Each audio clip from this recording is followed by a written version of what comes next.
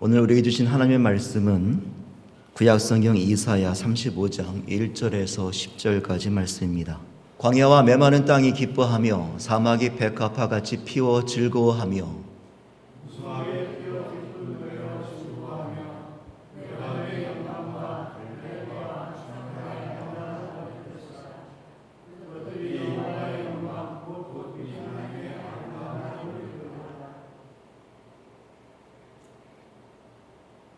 너희는 약한 손을 강하게 하며 떨리는 무릎을 굳게 하며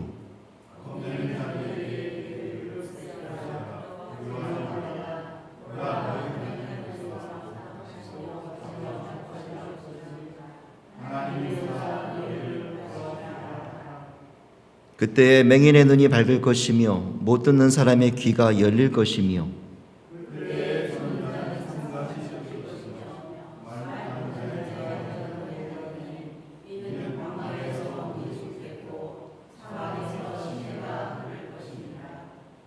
뜨거운 사막이 변하여 못이 될 것이며 메마른 땅이 변하여 원천이 될 것이며 승량에 눕던 곳에 풀과 갈대와 부들이 날 것이며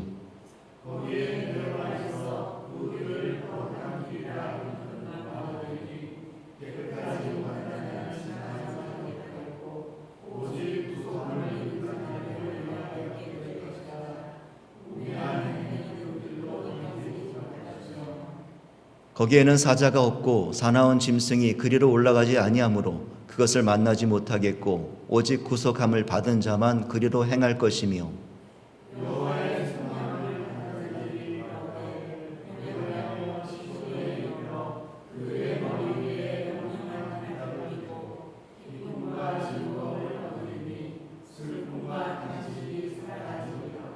아멘. 우리는 지난주까지 BC 8세기 아수르의 위협이 고대 근동 모든 지역들을 휩쓸고 있었던 그런 상황들을 살펴봤죠. 오늘은 그로부터 약 200년 후인 BC 6세기의 상황입니다. 이때는 북이스라엘 멸망하고 남유다 역시 멸망하여서 남유다 백성들이 바벨론에서 포로기를 겪고 있었던 그런 상황입니다. 그들은 포로로 그곳에서 온갖 노동과 모진 삶들을 견뎌내며 시간 날 때마다 그저 바벨론 강가에 나가서 고향을 생각하며 기억하고 우려해야 했습니다. 하루하루 가족과 함께 살아가던 그러한 집, 예배하던 성전, 평화로운 마을과 일상, 그리고 무너진 성벽 돌 하나, 흙 한 줌까지도 떠올리며 그리워하고 있는 것이죠. 그런 상황에 이사야 선지자는 그들에게 하나님 나라의 새로운 소망을 선포합니다. 심판이 끝나고 이제 너희들이 고향으로 돌아갈 길이 있다라는 것이지요. 이사야가 말하는 그 고향으로 돌아가는 길은 단순히 유다 백성들을 위한 길만은 아닙니다. 하나님의 백성으로 살아가는 저와 우리에게도, 우리 모두에게도 하나님의 나라로 향하는, 그리고 반드시 그렇게 행해야 하는 구원의 길을 의미하기도 합니다. 오늘 대림절 세 번째 주일을 맞이하여 우리에게 하나님 나라인 그 영적 고향을 향하여 걸어가는 그런 놀라운 길에 대한 소망이 다시 살아나는 거룩한 시간이 되시기를 간절히 축원합니다. 오늘 이사야 말씀 35장을 자세히 천천히 읽어보면 이 10절밖에 되지 않은 짧은 본문 안에서 기쁨과 즐거움이라는 단어가 여러 번 반복되는 것을 만나게 됩니다. 1절을 보시면 광야와 메마른 땅이 기뻐하며 사막이 즐거워하며, 2절에는 기쁜 노래로 즐거워하며, 그리고 마지막 절에서도 기쁨과 즐거움을 얻으리니 라고 말하고 있습니다. 그런데 자세히 보면 그 기쁨과 즐거움의 환경이 다름 아닌 사막과 광야, 메마른 땅이라는 거예요. 우리가 알고 있는 것처럼 광야, 사막은 생명이 사라진 곳입니다. 모든 것이 말라버린 황량한 곳이죠. 그곳에는 노래도 없고 웃음도 없습니다. 그런데 이사야 선지자는 그곳에서 기쁨과 즐거움이 나온다고 말하고 있습니다. 그런데 그러한 황무지와 같은 광야와 메마른 땅과 사막이 기뻐할 수 있는 유일한 경우가 있습니다. 그것은 바로 하나님이 그곳에 임재하실 때예요. 이스라엘 백성은 광야와 사막에서 만나를 먹고 물을 마시고 불기둥과 구름기둥으로 인도함을 받았습니다. 그것이 바로 광야와 사막이었죠. 그것은 분명히 버려진 땅이고 두려운 땅이고 죽은 땅이었지만 하나님이 그들과 함께 하셨을 때 그들이 거했던 광야와 사막에 생명과 평안이 넘쳤다는 거예요. 그러면서 하나님의 임재하심을 기뻐하고 즐거워했던 이스라엘의 역사가 그들에게는 남아 있었습니다. 오늘 이사야 선지자는 바벨론에서 포로 생활로 날마다 고향 땅을 그리워하고 울며 기도했던 그들에게 그러한 예전의 기억을 상기시키고 있습니다. 너의 조상 이스라엘이 광야에서 하나님을 만났던 그 역사가 너의 피 속에 있지 않느냐. 우리 하나님이 임하시면 그 광야가 다시 기쁨으로 사막이 다시 즐거움으로 변하는 것을 알지 못하느냐. 바로 그 이야기를 그들에게 전하고 있는 것이죠. 그렇기 때문에 그들의 고향으로 돌아가는 그 길은 광야와 사막길을 가야겠지만 기쁨과 즐거움이 가득 찬 길이 된다는 것입니다.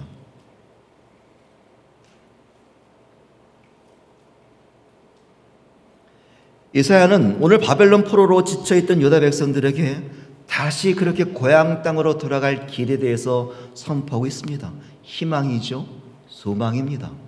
그런데 그 고향 땅으로 돌아가는 것이 그들 모두에게 좋은 소식만은 아니었습니다. 왜냐하면 그들에게는요, 공포감이 남아 있었어요.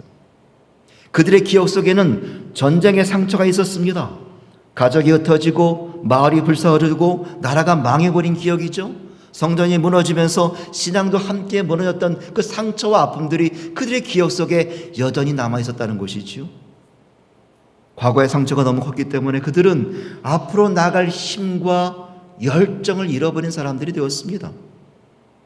어떤 이야기는 고향 땅을 향해 가는 그 길이, 그 소식이 희망이었겠지만 상당수의 사람들에게는 그 상처와 아픔이 다시 떠오르는 트라우마였다라는 것입니다. 그래서 3절에 보면 이들이 느끼는 두려움의 상황에 표현됩니다. 손에 힘이 빠졌고 무릎이 떨면서 겁을 내고 있다라는 거예요. 상처의 기억 때문에 그 아픈 과거가 떠올릴 때마다 힘이 쭉 빠지고 단단히 서 있지 못하는 그들의 연약한 모습을 소개하고 있습니다. 5절부터 나오는 단어들을 보세요. 앞을 보지 못하는 맹인, 못 듣는 사람, 저는 자, 말 못하는 자, 광야, 사막, 메마른 땅, 이러한 단어, 모든 단어들이 그들이 얼마나 많은 상처와 아픔을 가지고 있었는지가 그대로 드러나는 아픔과 어두움의 단어들입니다. 우리에게도 그런 상처와 아픔과 그런 어려움의 기억들이 남아있기도 하죠. 사랑하는 자를 잃었거나 사업의 어려움을 겪었거나 건강의 문제로 고통을 당했거나 하는 그런 아픔을 과거에 혹은 현재 갖고 있는 이들은 그 공포감이 트라우마가 되어서 오늘의 나를 연약하게 만들고 괴롭게 만들어버리고 맙니다. 심지어 다음 주에 있을 크리스마스에도요, 어떤 사람들에게는 즐거움과 기쁨의 날이 되지 못합니다. 어떤 이들에게는 외로움과 두려움이 되기도 하고 어떤 이들에게는 상처와 아픔을 만나는 날이기도 합니다. 우리 모두는 그러한 각자가 가지고 있는 연약함들 속에서 살아가고 있다는 것이지요. 1988년에 바비 맥퍼린이 발표한 Don't Worry Be Happy라는 노래가 있습니다. 아마 이 노래를 한 번도 듣지 못하신 분들은 안 계시리라 생각합니다. 이런 노래예요. Don't worry, be happy. 이런 노래입니다. 제가 가수가 아니라 죄송합니다. 그런 노래예요. 많이 들어보셨죠? 이 곡은요, 나오자마자 빌보드 차트 1위에 오르고요, 그래미상을 3개나 받았습니다. 발표된 지 40년이 지난 지금도 여전히 전 세계적으로 많은 사람들에게 위로와 용기를 주는 곡이에요. 이 곡을 통해서 많은 사람들이요, 마음의 평안을 얻고 위로를 얻는다는 거예요. 그런데 가사를 보면 그렇지 않습니다. 전혀 위로가 되지 않아요. 제가 짧게 정리해보면 이렇습니다. 여기에 내가 만든 노래가 있어. 너는 그 노래를 부르고 싶을 거야. 우리 인생에 늘 문제가 있는데 그 문제를 생각한다면 걱정만 2배가 될 거야. 우리가 잘 곳이 없고 누군가 내 소중한 것을 빼앗아 가더라도 걱정하지 마. 그냥 행복하게 지내. 그냥 이 노래를 불러. Don't worry, be happy. 이 노래는 모든 상처와 아픔과 염려에 대해서 그냥 걱정하지 말고 행복하다라고 주문을 외우라는 거예요. 노래를 부르면 행복해진다는 것입니다. 정말 그렇습니까? 그저 잊어버리면 행복해지는 것입니까? 물론 노래가 주는 위로와 영향력은 엄청난 것이지만 사실 이러한 방식은 우리가 가지고 있는 상처와 아픔을 그저 묻거나 회피하는 방식일 뿐입니다. 우리에게 실질적으로 필요한 것은요, 우리의 삶의 문제에서 내 편에 서서 함께 싸워주시고 나를 위로하시고 나를 치료하시는 분이 계셔야 한다는 것입니다. 이사야는 지난날의 상처와 아픔과 두려움을 그 트라우마로 여전히 갖고 살아가는 유다 백성들에게 오늘 4절 말씀을 전하고 있습니다. 이 4절 말씀을 함께 읽어보겠습니다. 겁내는 자들에게 이르기를 굳세어라, 두려워하지 말라. 보라, 너희 하나님이 오사 보복하시며 갚아주실 것이라. 하나님이 오사 너희를 구하시리라 하라. 성경이 말하는 회복은 바로 여기에 있습니다. 세상의 방법처럼 그저 잊어버리고 잘 될 거야 라고 주문을 외우는 방식이 아니라 하나님께서 우리에게 오신다는 거예요. 이것은 기독교만이 가진 복음의 핵심이죠. 하늘 보좌에 계신 거룩하신 하나님이 우리의 비참한 현실에 오시는 것입니다. 하나님이 오셔서 공의로 판단하시고 이 땅의 불의를 심판하신다는 거예요. 그래서 억울한 자가 다시 일어서고 상처 입은 자가 치유되며 뒤틀린 모든 세상에 바로 서게 되면서 우리를 모든 두려움의 상황으로부터 구원하시는 것, 그것이 참 회복으로 이사야 선지자는 우리에게 말씀하고 있습니다. 이사야는 유다 백성들이 가진 그 두려움의 상황들, 그 트라우마들을 하나씩 열거하며 풀어갑니다. 하나님께서 오셔서 구원하시는 그날에 맹인의 눈이 밝아지고 못 듣는 사람의 귀가 열리고 저는 자가 사슴같이 뛸 것이고 말 못하는 자의 혀가 노래한다는 거예요. 이것은 인간에게만 국한되지 않습니다. 모든 피조세계까지 이어집니다.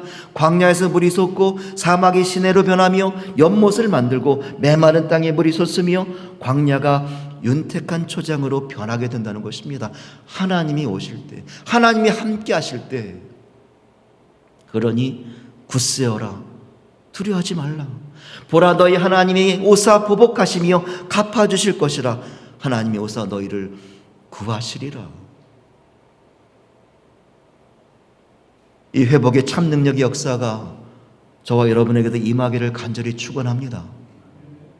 하나님께서 친히 이 땅에 그리고 우리의 두려움 속에 찾아오셔서 우리를 치유하시고 회복하실 때 우리는 과거의 상처를 넘어 새로운 기쁨과 즐거움을 누리게 된다는 것이지요. 그것을 우리는 진정한 회복이라고 말하는 것입니다. 지난 1902년 뉴욕 센트럴 레일로드라는 철도 회사는 뉴욕과 시카고를 잇는 럭셔리 노선을 개통합니다. 그 열차는요, 미국의 최상류층들만을 위한 20세기 최고 서비스를 제공하는 움직이는 5성급 호텔이라는 별명이 붙었습니다. 그 안에는요, 화려한 인테리어가 있고요, 침대 칸이 있고 식당 칸이 있고 도서실, 심지어 미용실까지 갖추고 있었다는 거예요.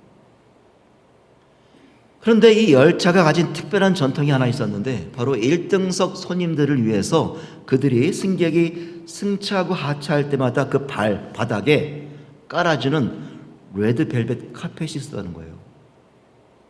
그들은 기차를 탈 때마다 그 레드 카펫 위를 걸어가면서 최상급의 예우를 받았답니다.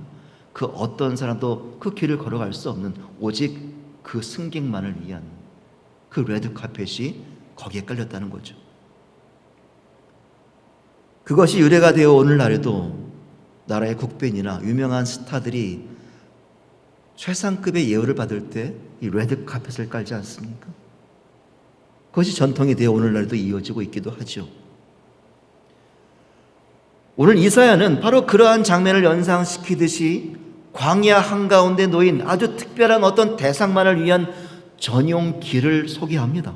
8절과 9절을 보면은요, 첫째, 그 길은 더러운 죄악을 따라 사는 이들이나 하나님 대신 세상의 욕망을 따라 사는 어리석은 이들은 그 길을 걸어갈 수 없다라고 말합니다.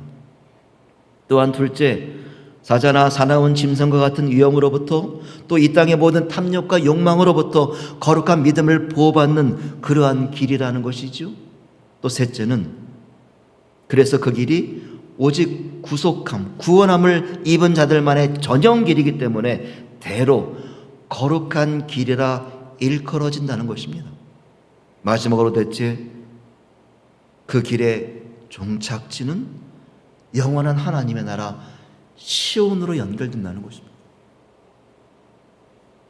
다시 말해 그 길은 이 땅에서 하나님의 나라로 향하는 인간의 죄악으로 인한 절망에서 구원의 완성으로 이어지는 거룩한 길이고, 구원의 길이 그 사막 땅에 열린다는 거예요. 사랑하는 여러분, 그 구원은 오직 길이고 진리고 생명이신 예수 그리스도를 통해서만 가능한 줄 믿습니다. 우리는 오직 예수님이라는 그 길을 통하여 구원받을 수 있고, 그 길을 통해서만 하나님 나라에 들어갈 수 있는 거예요.